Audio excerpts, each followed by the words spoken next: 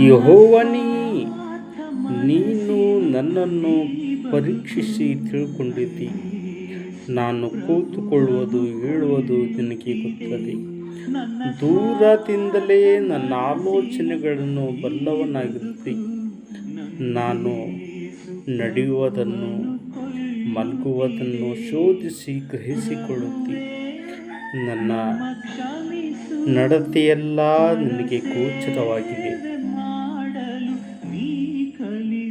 ಯೆಹೋವನೇ, ನನ್ನ ನಾಲಿಗೆಯ ಮಾತುಗಳಲ್ಲಿ ನೀನು ಅರಿಯದೆ ಇರುವಂಥದ್ದು ಒಂದೂ ಇಲ್ಲ.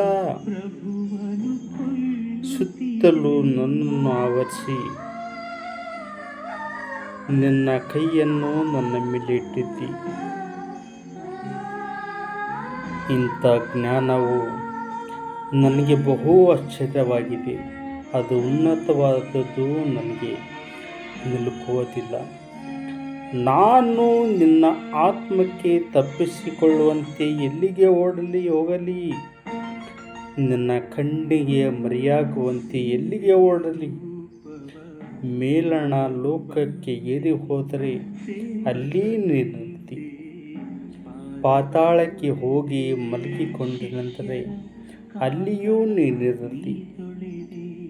Hallelujah, amen.